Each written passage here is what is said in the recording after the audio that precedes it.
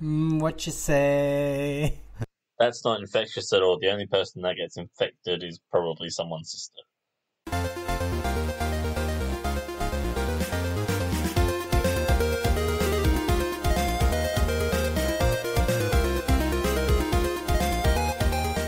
Hi everyone, this is Francis York Morgan Matt. Welcome to the Real Gamerscore podcast. This week I'm joined by Zach Cameron and Raincoat Killer Brad. Hello. Here at Real Gamerscore, we like to discuss all things Xbox, achievements, and the best chicken dinner bots can buy. This week we talk about directionless zombie killing, doomed soundtracks, and getting peggled. But first, here's the song of the week. I'm gaming away, set up the boards of Gamerscore, 'cause I've got to be free to play the games that are ahead of me. On my board I'm the champion, till one day I fall. We'll boost for tomorrow and game a score, and I'll grind, oh Lord, I'll grind to keep gaming on. That'll do. Oh, thank you. That's an easy one. I'm here a week, but yeah, it's a nice, easy one. Yeah. We guess it. Chin can just cut it out, can't he? No, No. Don't make more work for him. There's no way he's going to edit this. I mean, he doesn't even listen to the episodes he's on, let alone the ones he's not. Oh dear. Yeah, that's an easy one. Yeah, it should be a relatively easy one. And before we get started, Shadow, go and turn your damn dryer, dishwasher, or whatever it is that's beeping off, because it's beeping again. Oh, And that I'm was I not can't my hear fault. anything. it's going to happen. Every week without fail. Someone just has to do dishes. Anyway, welcome to the show, everyone. As you've probably heard, Kirby's not here, so I'm running this train wreck. You said you were running it. I'm running this train wreck, alright? I'm running it right into the ground. Alright, derailed already, but yeah. Exactly. They can never kill me when they put me in the electric chair because I'm a bad conductor. So, if you know the answer to that song, you can send your answer to Real Gamerscore. That's Real Gamerscore with a 5 instead of the S on True Achievements. Or send it to Kirby, or put it on the Twitter. I mean, look, we'll collate wherever they come in. We're relatively good about that. Sorry, Yeah, sorry. Don't make false promises. We'll attempt to collate. Yeah, Now okay, that sure. Game attacks can be whatever they cut. Sorry, want, yes, can't guest? they? Can't we fix it to just be the real word now? Look, I don't know. I just work here, okay? Like, I don't make those kinds of decisions. That's above our pay grade. Yeah, it's way above my pay grade, which is nothing, so... Alright, and so yeah, if you know the answer for that song, send it in. We'll be drawing the winners of the competition for last month's song next week. And Kirby will do his techno magic next week, and we'll edit the bits of the song in, and you can see how well I did singing them compared to the actual versions of them. I'm sure they'll be completely indistinguishable. Speaking of being indistinguishable and incoherent, you can also join us on the Discord at discord.io/realgamerscore. That's essentially Discord, if you don't know, is a big chat room where we all trade pictures of each other's feet and occasionally talk about video games. And flood the thing with GIFs. Oh, so many GIFs. It's been the best of times and the worst of times when it comes to GIFs recently. There's some quality GIFage going on. We've got some real meme-omancers in the chat. I need an outlet. Yeah, I do not apologize. Yeah, Yeah. Shadow's really bad. I mean, I wasn't going to name names, but Cameron is definitely the worst offender. Also, speaking of offending our audience, if you want to give us some money for this trash, patreon.com/realgamerscore is where you go. We've got a few tiers. They basically don't do anything differently. We just, give us as much money as you want to give us, which is to say some money. But jokes aside, that does help us keep the lights on and run competitions and that sort of stuff. Pays for hosting for the podcast. So we do really appreciate all our Patreons. All right. Well, let's crack into it then with contests. So, random to-do list. Random to-do list is a list of 25 achievements, currently 25, that you get each month from your collection. And you essentially try to complete as many of those as possible. But we also run a contest in conjunction with it. Which, we haven't drawn the winner for last month, have we yet? I think that will be next week as well. That'll be next week. Do you remember what the question was, by any chance? I don't think Chin thought of one last I remember. Oh. Let's just think of a question on the spot. Well, we don't know what the code is yet, so Can we just... we'll go free reign here. We can just say whatever we want and he has to fill the gap. Okay. Here's the question. How much wood would a woodchuck chuck if a woodchuck could chuck wood? Alright, so if you want to send that answer to that ridiculous question to random to-do list... There is an answer, by the way. Random to-do list on True Achievements, or send it to Chin Doctor on TA or the Discord. Just do not send it to Twitter because you're not going to get an answer for that. No, absolutely not. And so, yeah, so all you have to do is answer that ridiculously easy question and earn one achievement in your random to-do list. If you haven't got a list, you can send a request to those same people to Chin Doctor or random to-do list on TA, and they'll set you up with one for May, now that we've just gotten started. And you go on the draw to win a game, which I still haven't figured out what game it is yet, but that's fine. Chin works out all the logistics. You picked a really good week to go away, by the way. Yeah, so someone cut the one internet cable in Darwin. Yeah, exactly. I mean, probably the whole Northern Territories, to be honest. Kirby will insert the question here. Great question, Kirby. Thank you. The game here. Perfect. Yep. See, he's onto it. He's definitely editing all of these things. Actually, I probably should mark those times. If I don't, he 100% won't do it. Oh, jeez. All right. Should we get into the news? Do we have news? Yes, we do. All right. Yep. Yes. It's a week that we have. Well, it's filler, but it's news. Oh, it's whatever. It's all filler until we die. Go ahead, Cameron. You read out the news. All right. Cool. So, Xbox announced today or yesterday that they will be offering monthly news updates throughout the rest of 2020 in a new series called Xbox 2020. You get it? Wait. So they called their thing Xbox 2020 at the beginning of May. Yes. Not Xbox Series X news update or, something sexy like that. Just Xbox. Look. Naming conventions for Xbox do not work. We've gone over this. Yeah, you're 100% right. Actually, this is exactly what I expect to come out of the Microsoft Xbox team when it comes to naming Xbox 2020 anything. sounds fine to me. It is 2020. Starting on May 7th. Sure. You know what? Whatever. We'll go with it. I'll take the news. What are they going to call it? Xbox bit of 2020? Yeah, Xbox late 2020, yeah. They're being like every other company on the globe and just trying to write this year off as quickly as possible. It's fine. Wait, before the investors find out. It's only 7 months long this year. Don't worry about it. We'll just move on. Yeah. But, regular updates for this are going to include, obviously, the Xbox Series X, Xbox Game Studios, Xbox Game Pass, and Project xCloud. So on May 7th, we're going to see our first X gameplay and trailers from different publishers. I think at this point in time, they're only working towards more your third-party publishers, not so much the first-party stuff. Is there anything you guys are looking forward to seeing if they Valhalla. show it? I already know that they're showing Assassin's Creed Valhalla. And like I've said before, I love my archaeology. Vikings is another thing that's right up my alley. It'll be interesting to see what kind of gameplay that they put out for it.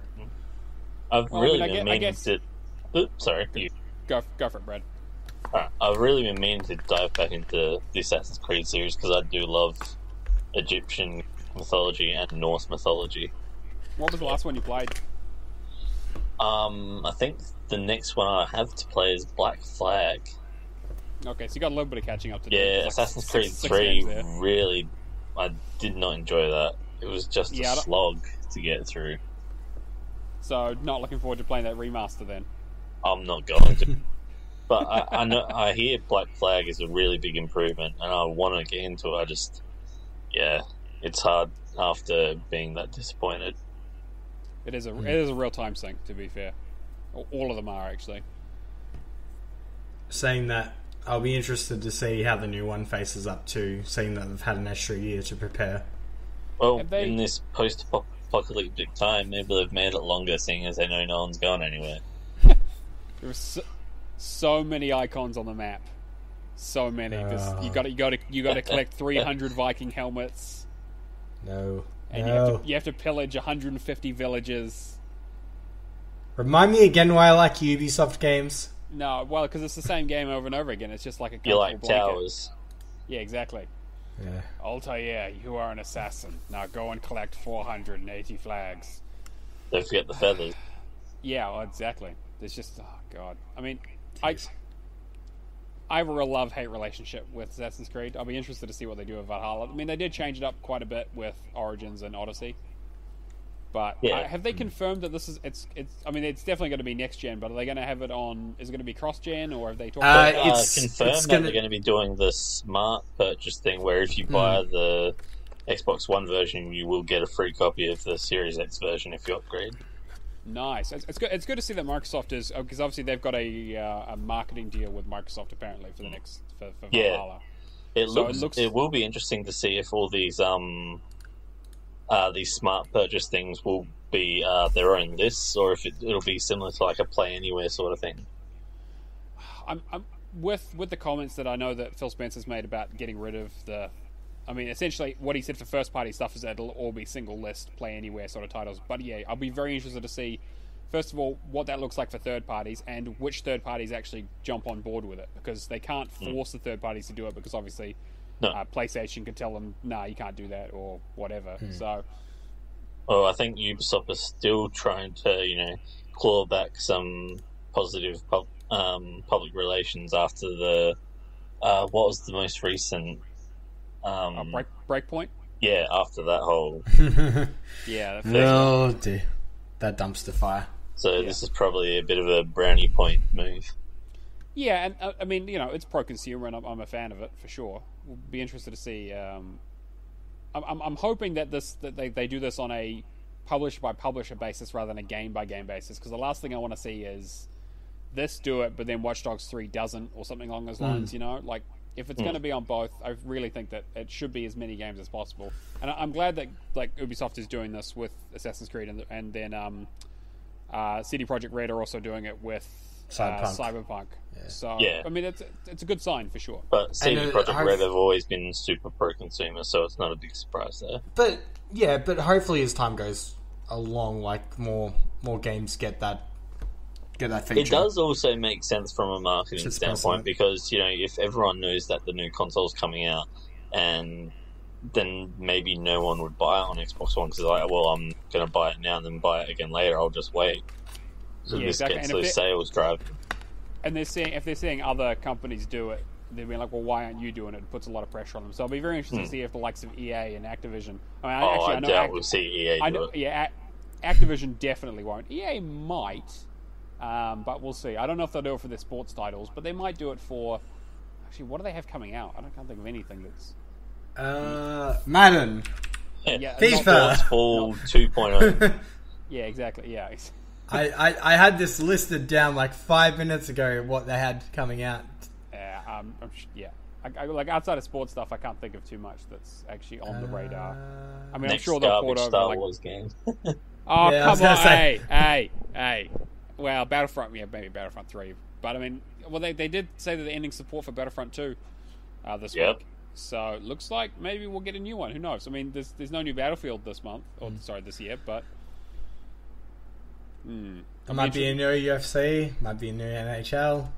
There might be. I mean, they'll probably port Apex Legends over and that sort of stuff, but whatever. Maybe we'll get a new table tennis.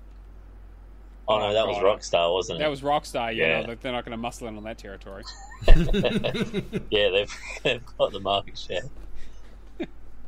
dear. Alright, moving along. What about you, Dan? Any games you're looking forward to seeing?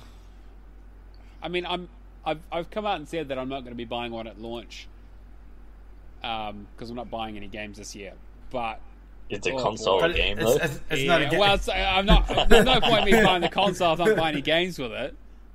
I mean, there was another story we haven't got on here, but I was saying that Phil Spencer was saying that, as far as he's aware, with all the delays with supply stuff, the Xbox is still planning to launch at the same time, but he thinks that the development of the games themselves is probably where the delays are going to happen. Yeah, well, with a lot of people working from home now, there's a lot of stuff that they might not be able to do. Yeah, I mean, like a big thing is that, like, if you think about like dev kits, like if they have dev kits, like how much do you want to bet that there's no way that like EA is going to let some developer take their dev kit home to work on? Yeah, like there's no way of an unreleased piece of software or hardware. Yeah, so I'm that's kind of like it's good to hear that there's probably, you know, that they're still looking to do their November or launch or wherever they're planning, but man, like it's going to be a hard sell if none of the games are coming out, or they're all delayed 6 months or wherever. At that stage, I might as well just wait. With that article, though, they do believe Halo Infinite will definitely launch alongside it, which I would hope so. They've been working on that for like 5 years now. It better be coming out. Keep your opinions to yourself, Brad. Yeah, Halo's going to be good. Or it's not. I'll play it anyway. Yeah. I reckon it'll be good. Look, it might not be good. I still imagine it'll look beautiful, though. So. I mean, I'll play it. I mean, like, I enjoyed Halo 5, even though the story was absolute trash. So, they couldn't do much worse than that. I mean, Nathan Fillion was there. That just sold me. It's fine. It's fine. Look, man, Firefly was a long time ago, man. It's like, you gotta let it go. Yeah, I know. What else has Phil Spencer been saying, Cameron? Alright, so moving along, he believes that the Series X will be as much of a drastic change to gaming since we went from 2D to 3D. Now, that's one of the most ridiculous statements I've heard in a long time. But what if it's true? How could it possibly be true? What is, like... I mean, people said that about VR when it came out. They were like, this is the next step, right? This is the logical thing, where it's like you can interact with all kinds of stuff. You have full, movement and interactivity, and, it's the next step. And everyone was like, yeah, but it's too expensive, and I don't want to wear the stupid headset, and it's really bulky, and I trip over the cables, and it's weird to walk and run, and, like, there are all kinds of issues with it. I mean, to be fair, 3D had weird issues too. Like, when the original PlayStation and the N64 came out, and we went to polygonal stuff from, like, 2D sprites, man, those 3D things look bad. Like, if you go back and play, like, Final Fantasy VII, that game looks rough. Like, really rough. I mean, the new one looks okay, I guess, but... looks okay. Yeah, it's only one of the most stunning games we've ever seen. Jeez, I'm sorry, these games can't compete with your standards. I mean, it's 4K or bust. Exactly, right? 4K 60. I don't know, what's his justification for saying that, basically? Alright, so he believes that the ray tracing on the consoles would be great. They're focused on the work around dynamic latency input. So input lag control latency is going to be reduced. What else was there? It's pretty much just everything surrounding, like, memory bandwidth and the SSD load times. Like, I don't know, I've been waiting for a while since, like, the announcements of the next gen consoles, like, just the load times. Like, everything the next coming generation sounds like we don't have load times. You won't have to wait. It's fully about just getting you into the game straight away. Even from, like, moving from one game to another with that, what was the feature called that we discussed a few weeks back? Smart Resume. Yeah, Smart Resume. Just going from, like, one game to another just flawlessly, like, that to me is selling point enough to get a new console, in my opinion. As long as this game's supported, of course, but... I mean, everything's backwards compatible, right? Yeah, I mean, that's the other good thing. That's too. the dream. What about you, Brad? What do you think?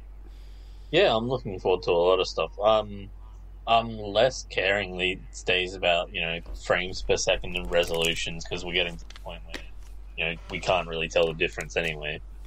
So making it better is just like, eh. Yeah, I'm kind of with you on that, because if you think about the quote unquote jumps, so PlayStation, the original PlayStation was the jump to 3D, and then PlayStation 2 was the you tend to have much better graphics, much better work on the polygonal stuff, better voice acting, all that sort of stuff. And then obviously the 360 and PS3 was the HD era. We had 720 and 1080. And then we got a little bit of 4K, although we didn't see as big an improvement with these consoles. Not true 4K with the PlayStation, though. True. But again, it still took halfway through the generation for that to even become a thing. And now we're seeing. I think I agree with you, Brad. There, I think we're seeing that we're starting to hit that ceiling when it comes to how good a game needs to look. They can always look better. And you can always, you can always go 8K, 16K. You can crank it up as much as you want. But I think we're getting to the stage where the change is becoming so imperceptible that it almost doesn't matter as much. I mean, obviously, we're still going to see our Forzas there with the roundest tires you've ever seen. But yeah, I think. You joked there, but those tires are pretty. It's like when they hit their sexy. peak with 16-bit and stuff.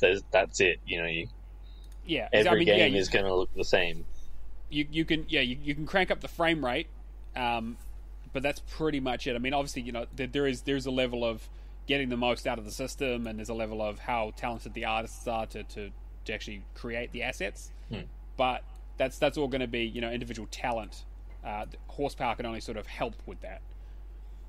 But yeah, I think it's definitely a smart move for Phil to be talking about things other than that the consoles are doing, because really there's not really you put an Xbox One game next to a Series X game, and I don't think you're going to see a big difference in screenshots, which I think is going to be the big thing they're going to run into. They're really going to have to find a good way to show this off, to show the quote unquote normies, show them the discernible difference and the reason to get this stuff. Well, I think the best way they'll be able to do it is once they can finally, put a side-by-side comparison of, say, Cyberpunk, where there's probably going to be a massive disparity between what the Xbox One can do and what the Series X can do with it. Yeah, so again, I think it'll be a video that shows the ray tracing, that shows some increased detail, and then also shows the lightning fast load times on it. And you do that with any game. I mean, Cyberpunk's probably going to be the best example for it, but you do that with Assassin's Creed. You show off a Madden or a FIFA, and then you pretty much got it in the bag. You need to show people why they need to get this console, because right now, all this stuff sounds good, but again, for people who aren't super techie, who are going to be the majority of people who buy this, you're going to have without a killer app, which it sounds like Halo hopefully will be, but that's launch lineups are always pretty rough. I think it's going to be a pretty tough sell. Well, at the moment, the launch lineup's looking pretty solid. We've got Valhalla, we've got Cyberpunk, we've got Halo. It's pretty. Well, yeah. Although Cyberpunk, they said it isn't going to be at launch, although probably launch window. September, it's when it releases. The Xbox One. Yeah, version, yes. but Series X though is what. Oh, you think there's going to be a delay on that? Well, they said that there isn't going to be day and date for Series X. Okay. So, I mean, I don't know how much longer it'll be. It might be a month. It might be. I mean, I'm almost certain it'll be within the financial year, because they'll definitely want to get that out before the end of March. So, but it might end up being the February game instead of the November game. It will be interesting to see what actually will launch, because what launched for Xbox One? It was Dead Rising 3, Forza Motorsport 5, and Rise, Son of Rome. That's it, yeah. I think I'm a lot more interested with the new console is to see how they move forward with the Games with Gold program and that sort of thing. Are they going to take away, say they remove the 360 element and just do an Xbox One and a Series X game, or are they going to wait a while? How long ago did Sony remove their PS3? I wouldn't have a clue. I don't pay attention to Sony at all. Was it last year?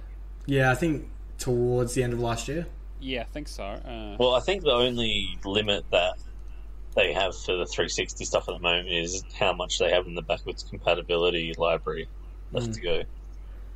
Yeah, actually, true. But they PlayStation removed it back in March 2019. Yeah. So about a year ago. So I mean, if they decided to do it, like, I would not be surprised. Yeah. As long as you go. I think Brad's right with the backwards compatibility, but if they continue making more of the 360 games backwards compatible, then they have a good reason to keep the program going. Because all of the games that come to Games with Gold have to be backwards compatible was how they do it. So if they've got more games to show off, then it's a good way of doing it, especially if no one's buying them anymore. And it doesn't always have to be a 360 title too. It could always be an original. That's true, although I'm sure they probably won't do too many of those anymore because they've gone through most of the good ones. I think they just got the Coda series left, and that's about it. Yeah, well, they did KOTOR 2. No, I don't think they have done. Maybe not. No, actually, no, you're probably right. I think they might have been Game Pass or something. But yeah, you're right. I don't think they've done them. But they have done a lot of Star Wars games, so that would make sense. And those are the ones that people like. But I mean, yeah, maybe they do. I mean, they didn't do Blinks the Time Sweeper last month, so maybe they've still got that in the bag if they need it. Just devastating. Yeah, I know. All us achievement hunters were surely waiting on that one. Oh boy. All right. So more Xbox news. Project xCloud, our favorite streaming service to be, that's currently in beta testing, will join Game Pass later this year. So what does that mean exactly? Nothing for us in Australia and New Zealand, I don't. Sure. Yeah. You know. Ouch! I feel like somebody just stabbed me. Yeah. I laugh because otherwise I would cry. Yeah. So yeah, it'll be interesting to see when it actually does launch. But I mean, like, if it is going to Game Pass later this year, I imagine it would surely come out of beta testing not too far in the future. I mean, it would make sense for them to launch it with the console. I love the idea of it, but it's not really something I see myself using a lot because, never leave the house. Yeah, I know what you mean. Well, not just that, but, if I go somewhere, it's, I don't really want to use that much data on my phone for that. Saying this, though, I'll give you an example, yeah? I travel usually, like, out of COVID times, I travel every fortnight to see my daughter, and I stay with my family 2 hours away, yeah? Yeah. Mm-hmm. I have a phone. I have at least 50 gig of data on my phone plan. I could quite easily take an Xbox controller and do this when I don't have my daughter at night and just talking with the family, rather than having to lug an Xbox 2 hours back and forth and deal with cords. Oh, like it definitely has its advantages for sure. Like I'm looking forward to seeing what can and can't be done with it. But I'm kind of with Brad. Is that I mean, I didn't leave the house at all before COVID started, and I haven't left the house in like 5 weeks. So, yeah, I'm always close to my Xbox. I mean, the only other option, I guess, is you can buy one. I can't remember what they call them, but you can buy one of those suitcases that has a screen in it, and then just use your phone as a hotspot, and you'd go through less data doing that. Oh god, I remember those days when people. I remember because.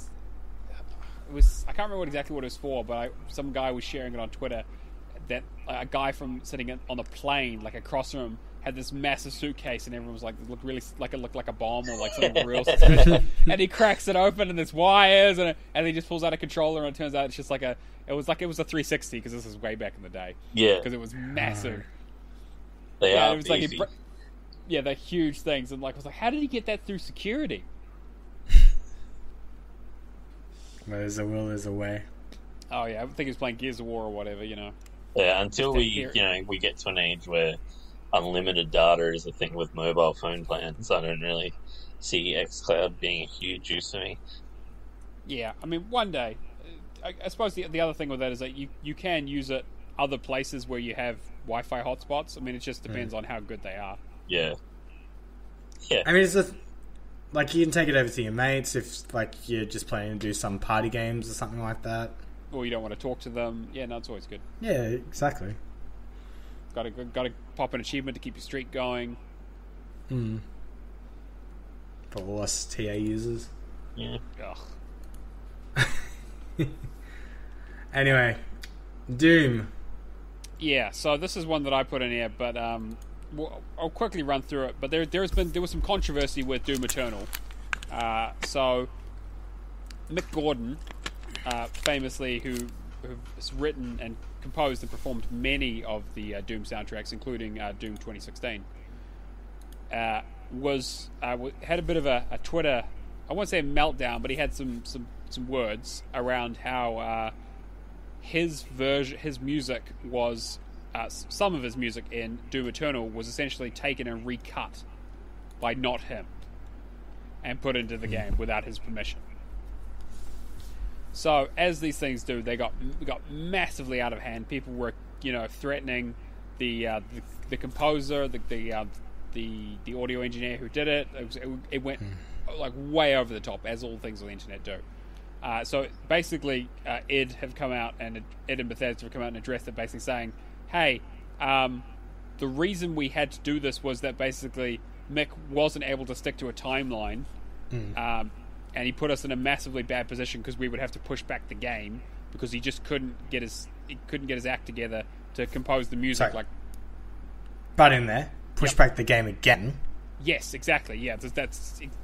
So you can check it out. They did a post on Reddit. It was a big open letter about the thing, and essentially saying that. Yeah. So that, I mean, from what I understand, I have sort of followed it a little bit as well. From what I understand, Mick Gordon went to Bethesda. The initial deal was that he would have 12 pieces of music cut and mastered and all that and ready to go, and he was struggling with the timeline, and he went back to them and said, "Look, give me an extra 4 weeks and I'll give you 30 tracks," so over double what they actually asked for. And they went back to him and said, "You know what, we'll give you 6 weeks, and we'll even move the bonus deadline, because he gets a bonus if he completes the task on time." And it got to a point where it was just taking too long, and so they had, what's his name? Chad Moss something? I can't remember his full last name. That was the id audio engineer that ended up cutting and mastering what he could with what they had. And yeah, so I think Mick Gordon ended up having 4 tracks on the soundtrack overall. And it did put Bethesda in a tricky situation, because if they released it without, I think one of the special editions came with a soundtrack. If they released it and said, you don't have the soundtrack at the moment, but you're going to get it, that's grounds for a refund. And Bethesda has not had a fun time with refunds lately. No, they have not, especially so it was a bit of an awkward situation, and but the way that Mick has been handling it has not been super professional, which is a shame, because I do love his music, but just not his attitude. Yeah, no, there was not a really. screenshot though, it wasn't verified, where someone asked him if he's going to continue working with Bethesda and id, and he said, "I don't see that happening," and then they've announced that, that's done. Yeah. So unfortunately, that means his music probably almost certainly won't be used in the DLC that they're working on currently, and any of the sort of future projects. Which is a shame, because the music in Doom 2016 is some of the best like Doom stuff they've done ever. Yeah, it does sound like Mick was more or less in the wrong, because they gave him as much time as they could, and he just kept pushing it back. Like, going from the article we read from, after listening to the 9 tracks he's delivered, I wrote him that I didn't think those tracks would meet the expectations of Doom or Mick fans. There was only one track with the type of heavy combat music people would expect of a Doom game, and most of the others were ambient in nature. Mick delivered 2 final tracks, which we incorporated, and then he told, he wished us luck wrapping it up. It just sounds so... Yeah, I mean, look. I understand that the creative process is not something that you turn on a tap and suddenly you can create music, right? But if it's your career and you've got a contract, I understand. Like, I have some sympathy for him, but very limited. Yeah. Although, from what I understand, with Doom 2016, the initial vision that it had, they didn't want any heavy metal or guitars or anything in there at all because they thought it was too tropey for that sort of game, and he had to gradually ease it in there and say, see, that's the only kind of music that's really going to work for this sort of thing. And people loved it. The game was great. Need to go back and finish it. It's leaving Game Pass soon, by the way, so get on it. I need to finish it only because not because I don't own it, only because I don't want to get up and put a disc in. Well, that's rough, buddy. That's oh boy, that's in these lockdown COVID times. That's a big journey, getting up from a couch and having to go all the way over to an Xbox. I mean, that's half my commute, buddy. You should look into. I can't remember how long ago. It was like a few years ago. There was a YouTube video where someone built a massive disc changing system out of Lego. Perfect. Where can we invest in such a device?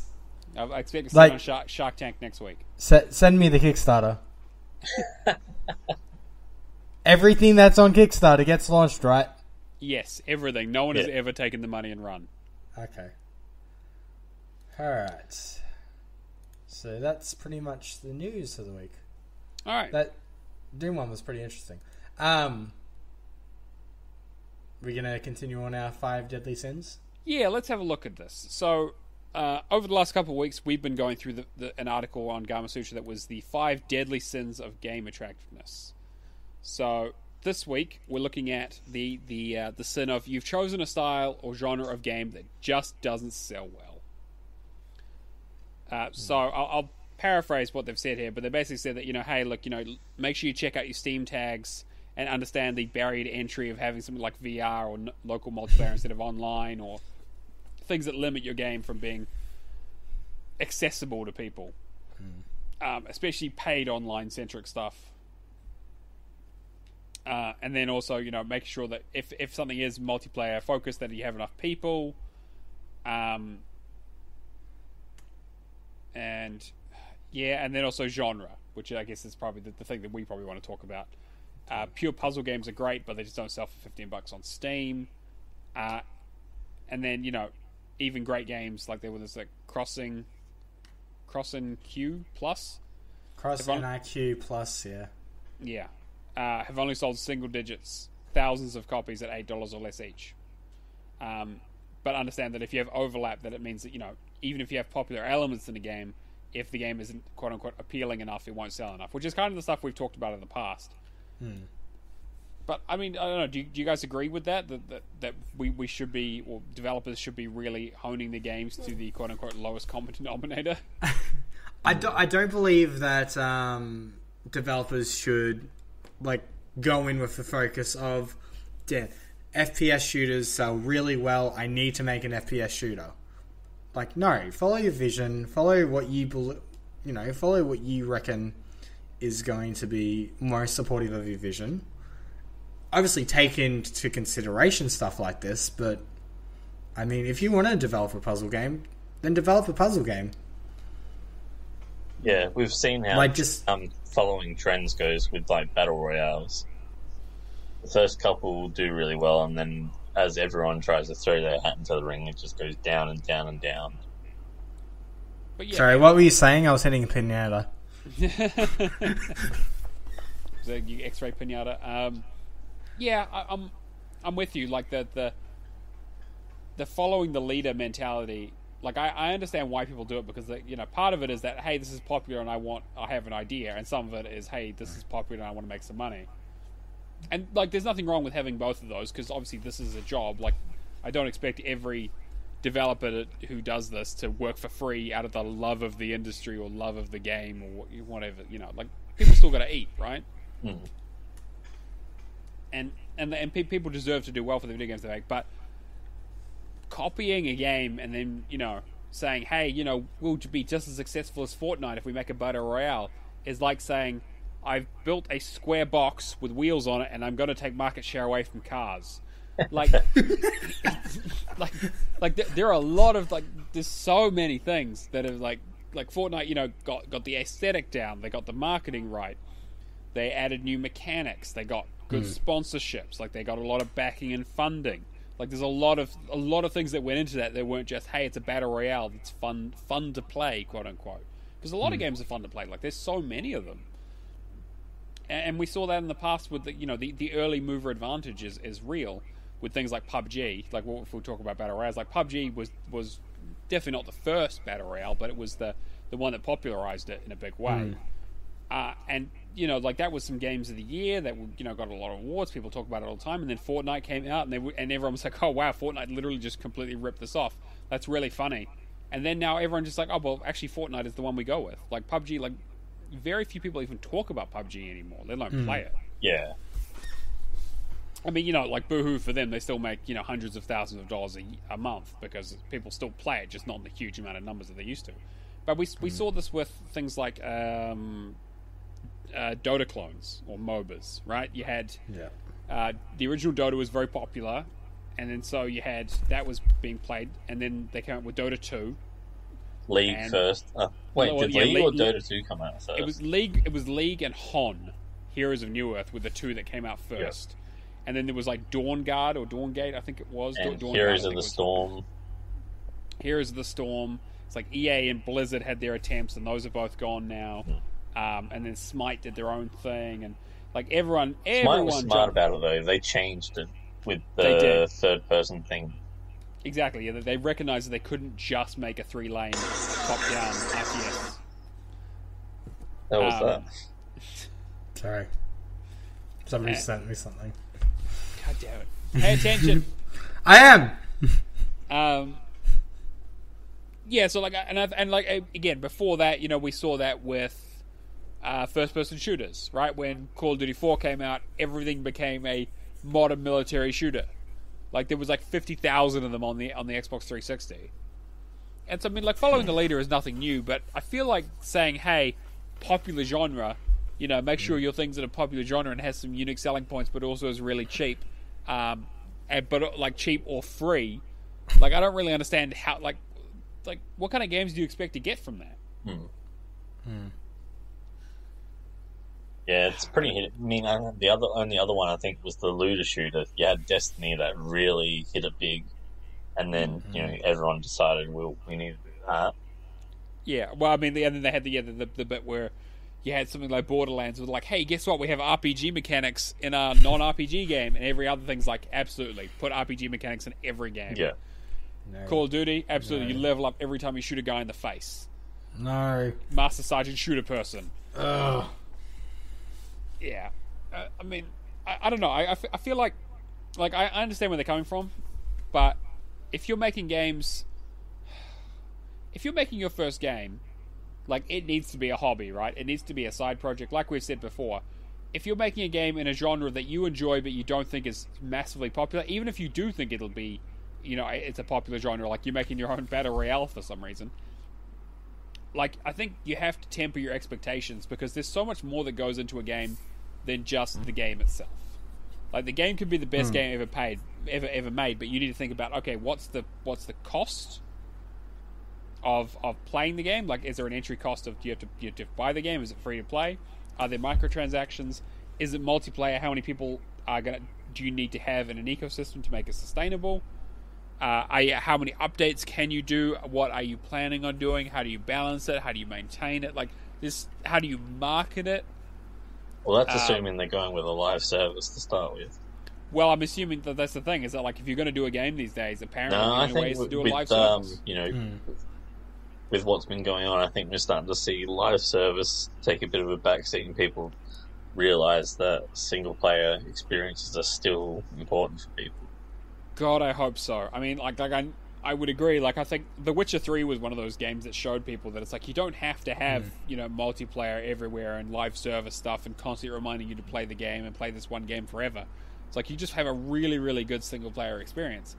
And it looks like Cyberpunk is going to do the same. Well, and you got Fallen Order as well. EA was pretty adamant that they weren't interested in single-player stuff anymore, and and they've actually made a half-decent game. And it's probably the best EA game I played in years. Like, I love that game. That was close to my game of the year last year.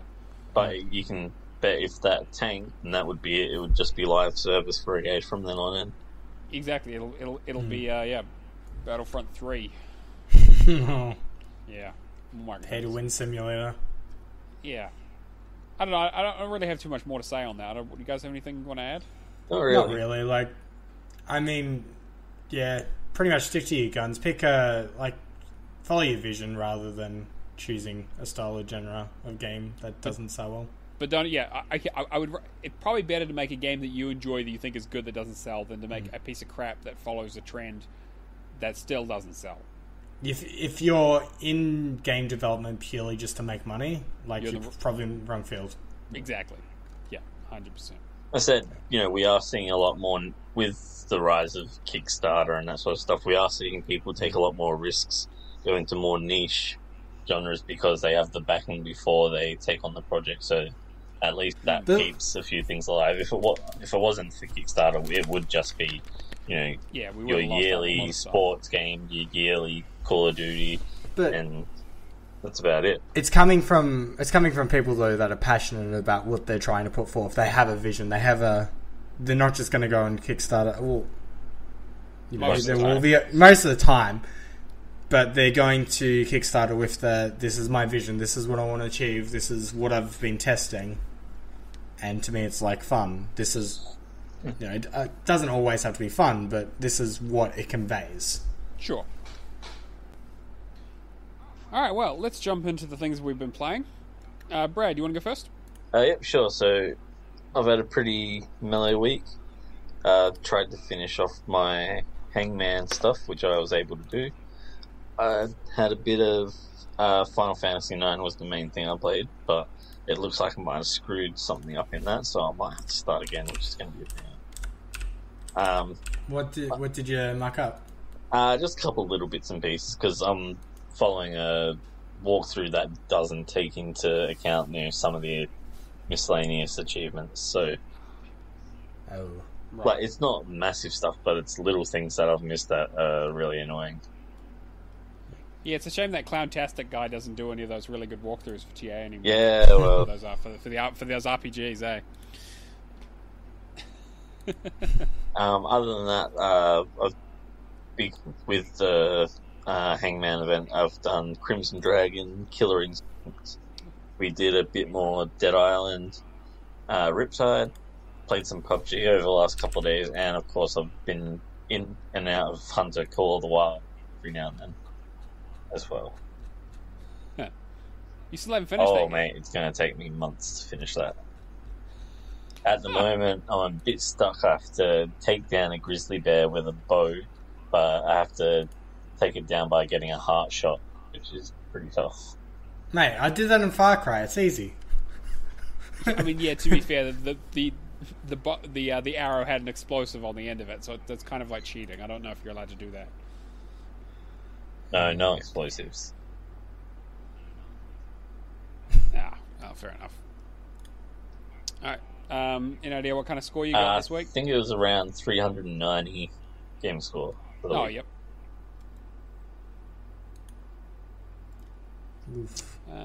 Kirby, what have you been playing? Nothing? Oh, yeah, okay. Never mind then. Cameron, what do you got? Alright. I've got a few. Alright, so racing update, Forza Horizon 4. I have 3 days left and I am done, dusted, and complete again. Just got the daily challenges to do. Going to check in with Jester too, just to make sure he gets his this week as well. I'm sorry, you mean XLEX, Jester? Sorry. Sorry, I always call people, always call British people by their second names. I'm sorry. But yeah, hopefully we should be done again this week and back up to 3,250. And I imagine they will probably include a new DLC just in the next few months, just to get me back in. But it is a really gorgeous game, and I do love it. So yeah, it should be good. Battlefield Bad Company 2. I went to Vietnam. I got my kills. Did some really good boosting with some really friendly people. That honestly, and also I was there as well. Oh yeah. Sorry. You were there. You helped us because yes, Neo gets a good shout out for being there, helping, and all that. Alex, join the session when I send you the session 3 times. Especially if you get me to start a game and then say, yeah, I'll help you finish it. Uninstalls it the second he has a chance. Absolutely great. No, he did join. He did attempt to join and help at the end of it, though. Yeah, sure he did. I mean, he said he attempted to join. He said he couldn't find our game, even though 5 of us got in just fine. Yeah. So, but I mean, look, I'm not saying that he's a dirty liar. I'm just heavily implying it. It's coming from you, not from me. But yeah, so that was the last achievement I needed was for Squad Deathmatch, which if you try and set up a boosting session, you need at least 5 people because the first 4 people into the match will just automatically be placed in one squad.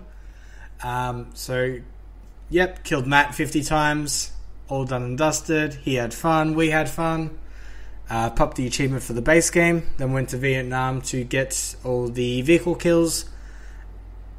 By the start of the session, I didn't have enough people, so I messaged somebody else that was running a session the exact same time that didn't have enough people and said, hey, I'll get some vehicle kills, you can get some gun kills, scratch my back, I'll scratch yours. He was fine with it, and we both got achievements.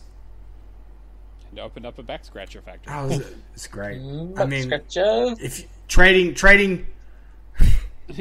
trading free achievements for just getting 2 guns for them, gold, just great. Yeah, good job. Great exchange system. Because I didn't want to leave Vietnam, I went back to Vietnam again, this time in Far Cry 5. Mm-hmm. And I did the Hours of Darkness DLC 3 times. Yep. Right, 3 times? Oh, right. Because you got to do the game modes, yeah. Really fun. Really enjoyed it. Yeah, not bad.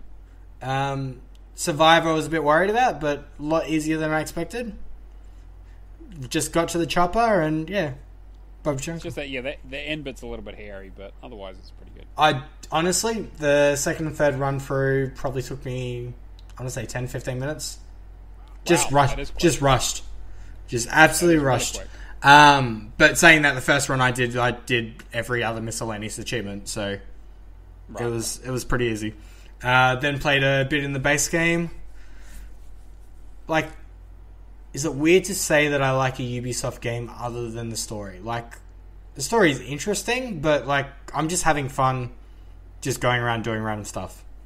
I mean, that's Far Cry in a nutshell, right? Mm-hmm. It's a goofing off simulator, and it's really, really fun. Like I actually enjoy going. I go back to it every now and then to work on my Infamous difficulty playthrough, just to put an hour or 2 in here or there, and it's really fun to just run around and blow stuff up and run into a base and kill them. I mean, like it's that feeling that everyone got when Far Cry 3 came out, and everyone was like, "Wow, what is this?" Mm. Yeah, I mean, same. Most of the time, the mechanics in Ubisoft is solid.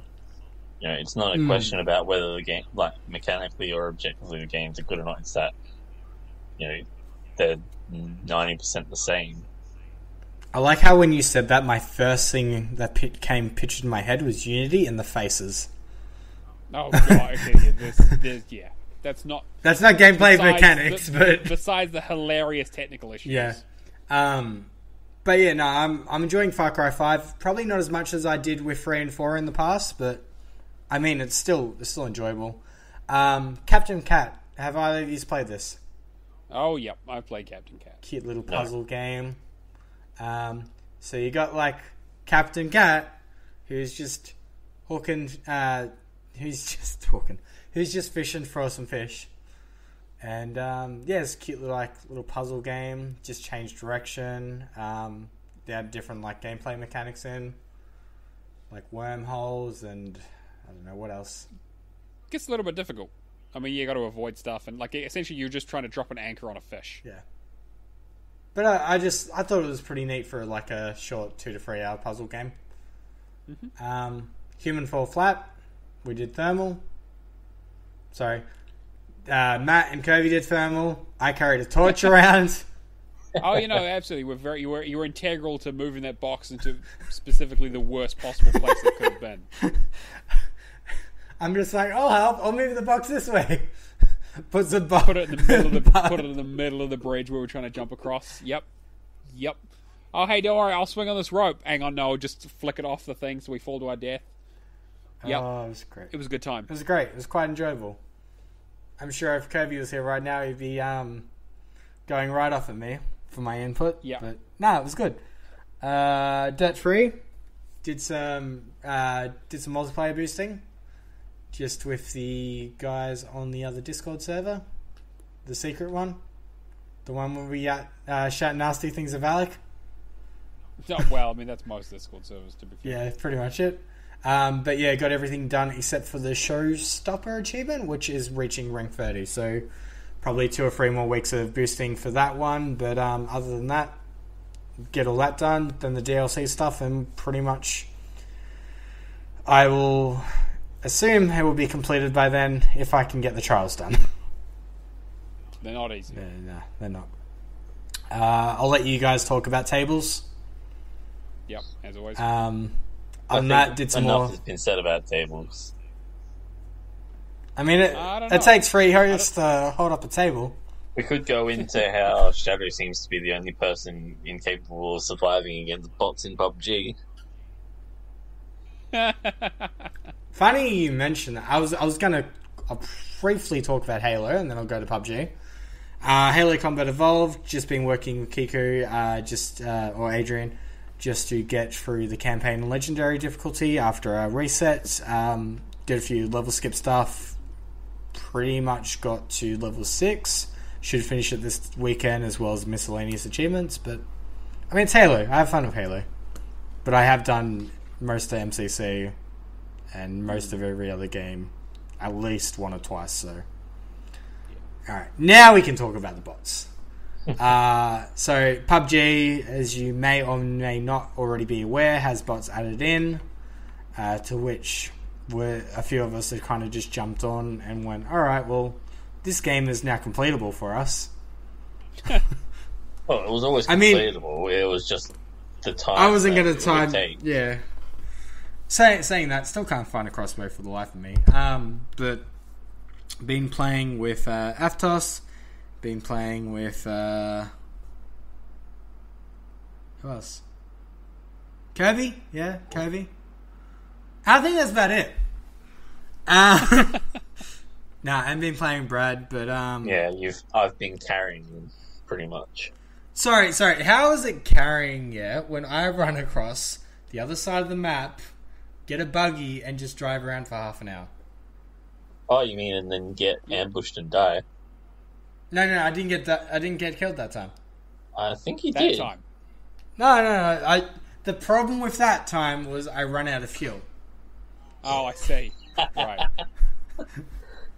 So I'm assuming you guys are playing duos. I've done wins in every single one of the games. I've had 9 wins over, I want to say like 3 days now.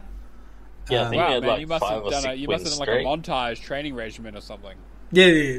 Just it was like just me Pumping iron, eating eggs, like the whole Rocky thing. Yeah. I mean, they've got pans in the game. I'm going to use them. I'm gonna cook my breakfast and then hit people over the head. So when you say completable, so basically, I'm assuming the bots are incredibly dumb. Oh yeah. Look, like Realm Royale like level of dumb. No, I wouldn't say like Realm Royale level of dumb, but like the only issue I have, because I play super aggressively, I'll walk around a corner and then there'll just be a bot there that's just already shooting at me. Right. Saying that, if you're killing anything from a distance, it is realm difficulty. It is easy, but it's just walking around a corner or walking between 2 bots is when you'll face yourself in a hairy situation. But saying that, like, I've got 500 Gamerscore from it over the last 3 days, so I mean everything else is going to be grinding out all the weapon specific stuff. I think I've got to put like 1 more set of level 3 gear on, and then just going to TDM and just getting kills for the 1,000, and I'll be done.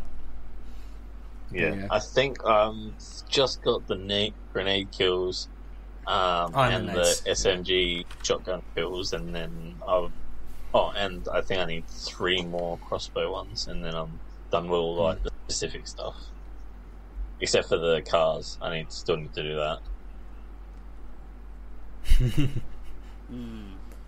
Yeah, I've been debating whether I want to start that or not. I think I might wait a little bit to see what happens with the bots. Like if it ends up being a thing that they just keep the bots forever, then I might jump on it. But I feel like if the Reddit community had their say, that's what I was going to say. Is that there's been some strong opinions about these new bots. I've heard. Oh, it's. I mean, if you got to spare half an hour, just read through Reddit, PUBG, PUBG console specifically, because it is just absolutely amazing reading. Yeah, it's a dumpster fire there at the moment.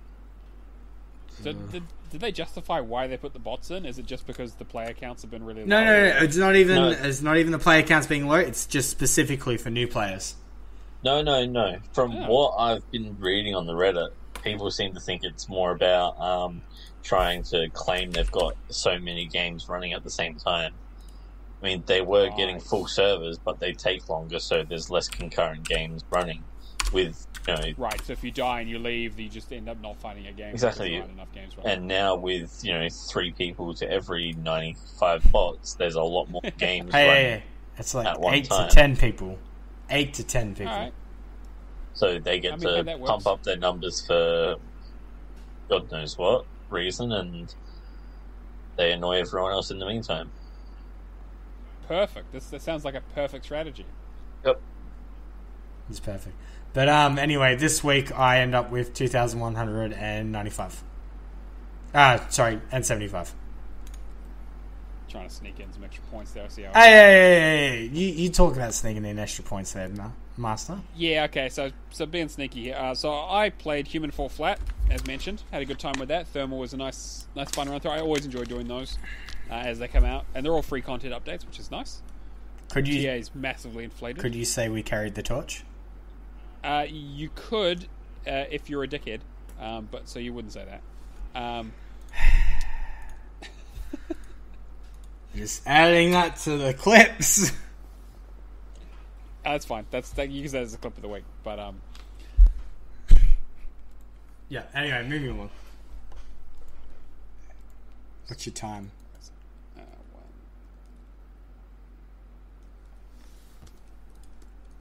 I'm just like, you're just going to go for it, aren't you? Just, Yep, absolutely. That's fine, he's not going to edit that out. So I've spent most of this week boosting Binary Domain. How does it make you feel, buddy? Oh, God, it makes me want to die. It makes me just want to shoot myself in my robot face. Like, it's rough. But I've done the boost. But it's hours, like it's days of boosting. Like I've just had it running in the background while I do like multiplayer matches upon multiplayer matches. I've finally done the boost. It's done. All I need to do is do all 50 rounds of an invasion map in one go, and I'll be completely done with the game. But I need the A team for that. Like I gotta get Mr. T and Face and everyone. It's because it's gonna be pretty rough apparently. But so we'll see. We'll try and I'll try and put something together with some people who are level 50 to smash it out. There are some good guides, but they're pretty exhaustive. I know it's going to be the kind of thing where you get to wave 40 and suddenly you just get absolutely swamped.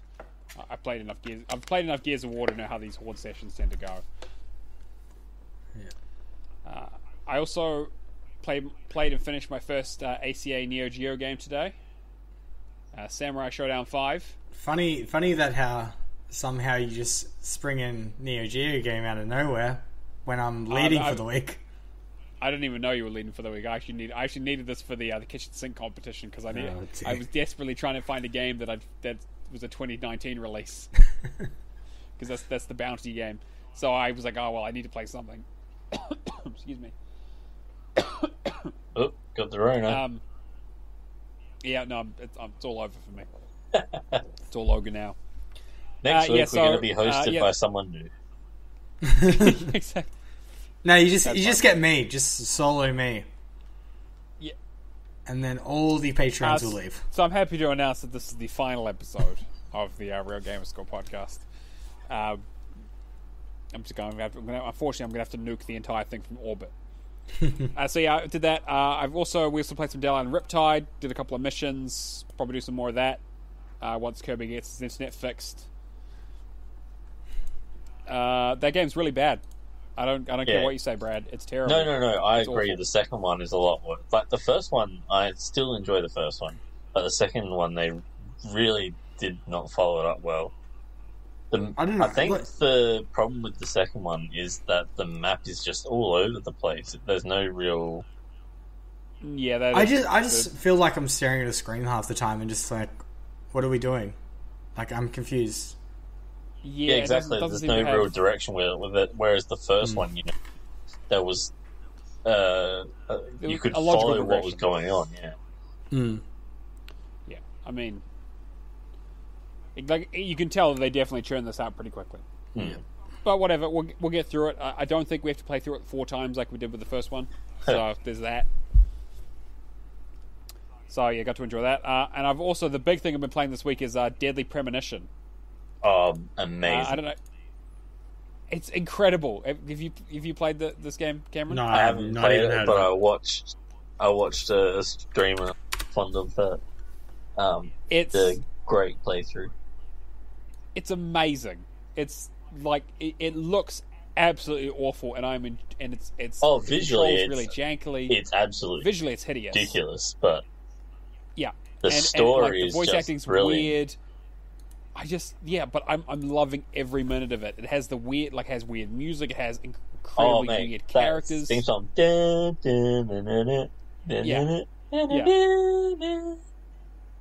Yeah, like exactly. I've been whistling it. It's it gets stuck in your head. It will not go away. Is it as infectious as like me saying "Dear Sister" over and over again? No, that's not infectious at all. The only person that gets infected is probably someone's sister. Wait, what? I just tangented off completely from. Sorry. Screw that. Brad, That's what you say? No. I'm putting the kibosh on this. All right, but yeah, like how would you describe this game? Because I've honestly never heard of it before. Okay, so essentially, the game is you are a FBI detective who has been called to a murder site with split personality, by the way. Well, sort of, yeah. Like you play a guy called Francis York Morgan. Love their name, but his friends call him York. Everyone calls me that, which he reminds every single person. He says that exact introduction every time he talks to a new person. Like, does he say it was like a sinister, like snide to? Like, everybody calls me York. Like, if you don't, he's literally like FBI. He's like FBI Special Agent Francis York Morgan. Call me York. Everyone calls me that. He says that exact line every single time, no matter what. He always pulls out his badge, even when it's not appropriate. He's like the worst. He's like the worst FBI agent I've ever seen. I love it. He's also completely insane because he keeps talking to someone called Zach, who is clearly you, like the player. I believe he's talking to you. Okay. I thought he was me. Like, I don't know. Like, it's very weird. Like because he always refers to Zach, and you're never quite sure if he's like, hey, like, I don't even know how to describe this game. But essentially, you get to this town. There's been a murder. It's like a small, like, backwater town in, like, Oregon or Washington, like one of the Pacific Northwest. So trees everywhere, rains all the time. Horrific murder, unlike anything they've ever seen before. But it seems to be connected to some sort of other case that happened somewhere else. And it goes into like a massive rabbit hole of weird stuff happening. All the townsfolk are all. It's basically like Twin Peaks in a lot of ways. Yeah, like all the I'd townsfolk, say it's a cross between like the TV shows Hannibal, Twin Peaks, and X-Files. Yeah, that's exactly how. Yeah, that's exactly what I was thinking. X-Files and Twin Peaks especially. It's so strange, and I really, really enjoy it. One of my favorite things is that while you're driving around in the car, you can just press the A button every now and then, and York will talk to Zach about B movies that he likes. Oh mate, I love the movie references. Is it like just one-sided conversations too? Yeah, he knows everything about B movies. Like, he just goes, it's 100% one-sided conversation. He just starts talking about Attack of the Killer Tomatoes and like why he likes that movie. and when he saw And it, it's like, who directed do you remember it, who else was it? in that movie? That's right, Zach. He pulls out some Yeah, random exactly. name. He just has all this movie trivia. Okay. He does this whole weird thing about Olivia Newton-John. Like, it's so good. This sounds like spending an evening with my girlfriend simulator. Yeah, like you definitely need you definitely like everyone needs to play it. Like it's one of the weirdest things I've ever played. Even if you don't play it, watch it. Yeah, I mean, you might as well play it because like it's like it's not a particularly difficult game, and like do all the side stuff you can because. Like, the main quest is really interesting, and, like, there's this murder mystery, but all the other people have these weird problems you can go and solve, and they'll have weird dialogue and stuff. Like, I played darts for a bit. I went and found some drugs. There's this crazy lady with a pot who keeps complaining that her pot's getting cold, so you have to quickly drive her to her house. Like, it's the most insane thing I've ever played. And, yeah, I'm loving every minute of it. I'm about halfway through my first playthrough. The only problem I've got with it is that in terms of achievements, the difficulties don't stack, so you need to play through it 3 times. But I'm playing through on hard at the moment to get the hard achievement, and the only other achievement that's not story related is to get all of these cards that are either from doing side quests or lying around in the world. So I'm doing my hard playthrough to get all the cards and some of the useful items for the end of the game, and then I'm just going to speed run a normal and easy playthrough. But yeah, I would highly recommend it. There's also you can also double dip on it and play it the EU version. I said you are playing it for the story. It has not aged well at all. No, exactly. Yeah, mechanically and visually, it is a train wreck. But story wise, it's super super compelling. It's easily one of the best. Like, it's one of those like what do they call them? What do they call them? The gems or. Like it's like a cult movie. Yeah. It's like a cult B movie. Yeah, cult classic. I mean, it's not quite. It's not quite The Room, but it's it needs to be seen to be believed. Absolutely. It's Honestly, I would fun. love if they made a TV series of it or something like that. I still can't believe it got a sequel. That's the thing. Like, apparently, there's going to be another one. Yeah, I did hear that actually. Nintendo exclusive apparently, which is a shame, but. I'm going to have to keep my eye on it because it looks great. So that's the main thing I've been playing, but also I've been putting a lot of time in Kingdom Hearts as the Kingdom Hearts journey continues. So surprising Kirby last week by completing all of Kingdom Hearts 1 and getting up to the final boss on my critical playthrough for Kingdom Hearts 2. I've now completely rinsed all the way through Kingdom Hearts 2 on my second playthrough. Oh, dear. So I completely filled out the journal, did all of the missions, did all the gummy ship stuff, did all of the fights, all the data battles, did all the grinding for all the materials. It took a good 35 hours extra off my second playthrough to do all of that stuff. So that's Kingdom Hearts 1 and 2 done, and I'm debating whether I want to go. I've started Chain of Memories and I've started Birth by Sleep. And man, I don't know. I'm not super feeling either of them, to be honest. The games, I mean, I probably will go back to Birth by Sleep first, just because it's new and I've never played it before. But I'm not really digging the new sort of combat structure and how the game works. I mean, I'm sure I'll get into it as I go along, but it just feels like, in the same way that Kingdom Hearts 3 kind of felt like it was throwing too many mechanics at you that were kind of unnecessary, I feel like a lot of that came from this game. But we'll see. I've never played it before, so it is all new to me. So I'm looking forward to seeing the story. And I know how it goes at this point because I've played the other games. But yeah, we'll see how it goes. I'm having to play through it multiple times with multiple characters does seem like a bit much, but whatever. Don't know if I'll complete it in a single week, but we'll see how it goes. But that puts me at 2,755 this week. Nice. Good job. Thanks. Good job sneaking up and getting the win. Yeah, I'm just trying to keep that lead. Apparently, there's money on it now, according to Trimmy. So I've got now I've got added. We're placing bets. What? Apparently, Trimmy said there was money on me apparently for him. Oh, okay. So we'll see. I don't know how much money, but I better be getting a cut of it. Be like $1 to $1.01 odds. Exactly. Especially against me. Yeah. Well, I mean, yeah, you've already started, though. You had a head start. Yeah. And Chen hasn't even played it yet. Hey, I gotta get my Rayman Legends done.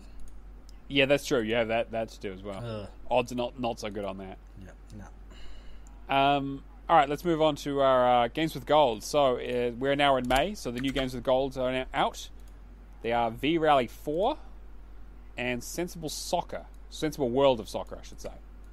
And then there's some other stuff coming out later that looks like crap. Overlord 2 is not crap, thank you. I mean, Overlord 1 is a much better game. Overlord 2 is not bad, though.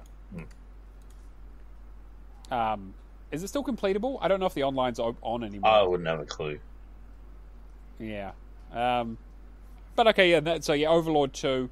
I'd say it would be 15th. otherwise. The article on TA would have said otherwise. True, it might have just been the first one that's been shut down. And then the other game is, I think it was 40k, Warhammer 40k Inquisitor, yep. Which does, look quite difficult. Yeah, that's one that I'm definitely challenging. looking forward to because I love the Warhammer universe sort of stuff, but God, I'm never going to put the sort of money into it that you'd need to. I enjoy the exactly. I enjoy the lore, I enjoy all that sort of stuff, but tabletop stuff just isn't my thing. Yeah, I'm with you. And then also we've got some things that are leaving Game Pass. So we've got Doom, as we mentioned earlier, Mega Man Legacy Collection 2, Metal Gear Survive, The Banner Saga, Lego Ninjago movie video game, and Wolfenstein 2, The New Colossus, which I still wish I'd never played. I definitely recommend jumping on Banner Saga. The entire trilogy is great. Perfect series. I hear someone wrote a really good guide for that. Yep. Did the whole trilogy for that as well. You're a braver man than I gotta say. Who did it? Brad did. That's what I was heavily implying, Cameron. Okay. Sorry, some people... Brad, were you the person telling me that I should play things without a guide? Without walkthroughs? I mean, he did play it without a guide, and then he wrote one. Uh-huh. Well, yeah. I said you should play through A Plague Tale without a guide because it's a short game, it's a beautiful game, and I think going through with a guide would take a lot of enjoyment out of it. Nah, that's fine. I agree for the most part. Use a collectible guide, but otherwise don't worry about it. Yeah, using a collectible guide, so that's all good. Alright, there's also a big sale this week, so we'll crack into it. Actually, Cameron, do you want to go through them? Do you want to do half and I'll do the other half because I'm copying over the milestones? It's fine, I'll just do it. Alright, so Air Memories of Old, 75% off, $3.74. Albedo Eyes from Outer Space, 80% off, $2.79. Amakrog, 70% off, $2.99. It's a great game. Awesome P, 50% off, $2.99. Not an awesome game. Babylon 2055 Pinball, 75% off, $124. Baron Fur is Gonna Fly, 25% off, $11.24. Battleship, 60% off, $5.99. Bear With Me, the complete collection, 50% off, $7.49. Don't be like me. Get the complete collection because they did add achievements for those DLC, even though the DLC was already there. Bee Simulator. The first achievement in it is called To Be or Not To Be, so that's enough of an endorsement there to get it. 40% off, $23.99. Bunny Parking, 25% off, $4.49. Catastronauts, 75% off, $3.99. Classic Snake Adventures, 40% off, $5.39. Coffee Talk, 20% off, $11.19. Creature in the Well, 25% off, $11.24. Does have a high ratio, but you might as well play it on Game Pass. It is not that difficult. I finished it in like 5 hours, and I am terrible at games. Dreamball, 35% off, $3.24. Explosive Jake, 40% off, $2.99.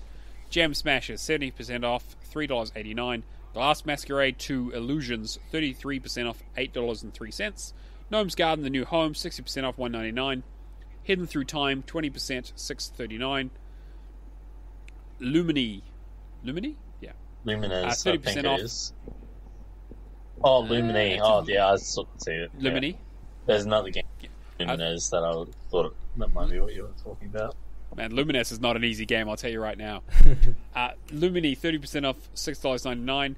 Meow Motors, 25% off, $11.24. Minesweeper Genius, 60% off, $2.39. Monopoly Family Fun Pack, 70% off, $5.99. That comes with Monopoly Deal and the other one. I don't remember. Yeah, there's two. Two of the Monopolies. Yeah. They're both super, super simple. Newt 1, 40% off, $5.99. Pac-Man, $2.56, 50% off, $2.49. Platoons Party, 50% off, $9.99. Planet Alpha, 70% off, $5.99. Purple Chicken Spaceman, 75% off, $2.49. Quantic Pinball, 75% off, $1.24. River Bond, 45% off, $13.74, but play it on Game Pass. Scrabble, 35% off, $9.74. Scribblenauts Showdown, 60% off, $15.99. Sketch Arcade, 50% off, $2.49. Stunt Kite Party, try saying that 20 times fast, 70% off, $2.99. Subject 13, 50% off, $3.49. Tanky Tanks, 33% off, $4.01. Tekken 7, 75% off, $12.49. The Adventure Pals, 60% off, $5.99. The Office Quest, 25% off, $8.99. The Sims 4, 75% off, $9.99. But I think it's also an EA Access. The Telltale Batman Shadows Edition, 50% off, $14.99. That has Season 1 and 2 of the Telltale's Batman. So highly recommended if you haven't got those. The Video Kid, 50% off, $2.49. Trivial Pursuit Live, 60% off, $5.99. Tyler Model 05, 80% off with $1.99. Uno, 67% off with $3.29. Wheel of Fortune, 60%, $7.99. And Woven the Game, 50% off, $9.99. So there's easily 10,000 points in there that you can get in, a weekend. I was going to say Tekken 7's also on Game Pass as well. True, yeah. Is it Game Pass? Oh, yeah, it is. Pretty sure it is, I would definitely We should see some Game Pass stuff soon as well, because there was a tweet that went out early in the morning teasing, the next round of stuff coming soon, which hopefully Halo 2 anniversary, the Final Fantasy series. Yeah, it should be, because they were on sale last week, just trying to squeeze those last couple of bucks out of people. Halo 2 anniversary on PC. Not that Oh, yep. anybody but me will care, but that's the. Halo's good. So recommendations. I personally this week will recommend Peggle 2, 90% off. Just colourful, one of the best early entry Xbox One games in my opinion. Balls and pegs. That's what it's all about. Exactly.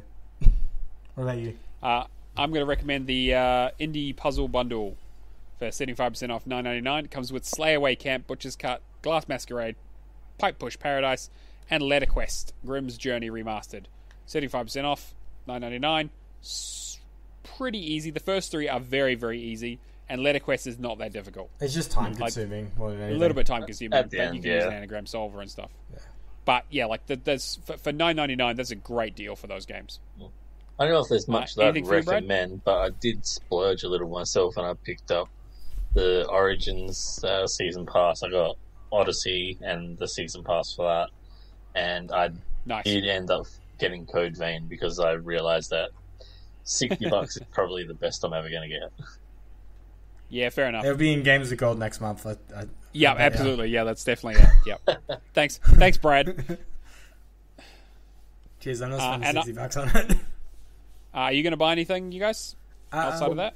I might get some Assassin's Creed titles just to fill in any missing DLC I have, and I might pick up the XCOM 2 bundle, which Kirby has also included here. Yeah, well, actually, I put it in there for Kirby. Remember, the bundle does not have the War of the Chosen in it, so that's an extra chunk of change. Gotcha. All right, good to know. Easy. Moving along to milestones. All right. So what have people been earning this week? I just rushed this, so if I've missed anybody, apologies. It's Kirby's fault, but not really Kirby's fault. It's Kirby's fault. It's the Northern Territory's fault. It's the state government of the Northern Territory. Wait. Yeah, it's fine. Smash the system. Cool. Down with the bourgeoisie. Alpha 77 has reached a new milestone of 13,000 achievements won. Pluto. I'm taking his professor away. Not a planet. Not a professor. Not a planet, not a professor. Yeah, exactly. He's reached a new milestone of 14,000 achievements won. Seamus McLimey has reached a new milestone of 15,000 achievements won. Ahizo has reached a new milestone of 18,000 achievements won. Daniel JJ14 has reached 21,000 achievements won. And Brett43 has reached 22,000 achievements won. And I hit 14,750 the other day. No, don't count. No. That's not a milestone. Get out of here. You can't just chuck them in there. Not having any of that. Kirby, you better edit that bit out. You think you're a Patreon? You think you just come in here and change the rules? Come on, that's not a milestone. That's some more achievements, man. Come on. There's only 250 more to go and you get on the list. Yeah. Gamerscore. Chugsy667 has reached a new milestone of 250,000 Gamerscore. Tropan has got halfway there with 500,000. And Spazpole has reached 600,000. So, woo! Which is not that surprising considering he skips every single cutscene in every game he's ever played. TA score, General JJ14 has got 1.3 million TA score. Completed games, Chugsy667 has got 200 completed games. And not a Professor Pluto has reached 400 completed games. Oh, yep, he's trying clearing off that whiteboard. Yeah. I'll add something in. Chuck in. Oh, what was I going to put on there? Forza Horizon 2, yeah? I'm pretty sure he said he was going to start Forza Horizon 2. Fight Club with an X has reached a new milestone of completion percentage of 30%. I don't know if I'd want to join a fight club with my ex. That could end badly. Wouldn't it be the perfect reason? Be the perfect incentive. He's a big guy, you know. Like I don't know if I'd win. Okay, fair enough. Each to their own. Just stick the Kingsman, American on him. Kingsman 2625 is now in the top 500 of GameScore leaderboard for Sandbox, and Xpovers is now in the top 10 of the TA leaderboard for collectible card games. Woo! On motorcycles. Card games on motorcycles? Yeah, no, that would never work. I can just imagine playing Yu-Gi-Oh! In a racer. Oh god, I can't wait for the Yu-Gi-Oh! Kart racer. It'll be like Ben 10 all over again. Alright. God. And I think that pretty much brings us towards the end of the show, actually. If you want to get in contact us, you can email us at hello@realgamerscore.com. You can attack us on Twitter at realgamerscore. Don't at me. I mean, do add him, but don't. Don't add him, but do. As mentioned, you can also talk to us on discord.io/realgamerscore. It's where we have all our chats and post GIFs, and we also have like boosting parties and that sort of stuff. People talking about what games they want to work on and getting boosting things together, which is always helpful. And also, if you want to help pay for more of this trash, patreon.com/realgamerscore. Also, you can write in questions. We did get a question from Isaac this week, but we're going to put it in for next week. Don't worry, Isaac, we didn't forget it. I will put it in there, but we wanted to wait till Chem was back to talk about it. Also, if you're interested in being on the show, contact Professor Pluto on TAO Discord and send some sample of your audio to make sure you don't sound like crap. I mean, you know, audio-wise, I mean, we don't really care if you talk a lot of crap because that's kind of a prerequisite for being on the show. I mean, like, why do you think we've got Brad? I mean, I wasn't going to say anything, Cameron, but that's fine. Just, you know, explain the joke. They needed someone to carry you again, Shadow. Yeah, exactly. It's PUBG all over again. Yeah. 100 podcasters jump out of a plane. Shadow gets first kill. Yep. Okay, and all right, let's get on to our contacts. If people wanted to find you, Brad, where would they get in contact with you? Discord, Twitter. I think my Twitter is ClownTastic. I don't know. I don't really follow it Twitter. I just followed you today. And that's about it. Cameron, what about you? You can find me in the Xbox Achievement community on Facebook.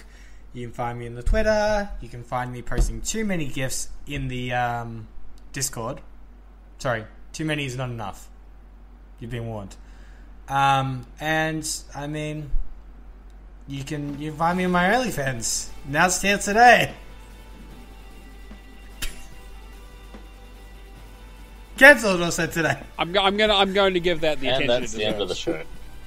Yeah, that's the forever. Yep. I'm not going to give you any contact details because you shouldn't be talking to me. Leave me alone. Social distancing. Absolutely. Like permanent social distancing. All right, see you guys later. Right. Bye. Bye.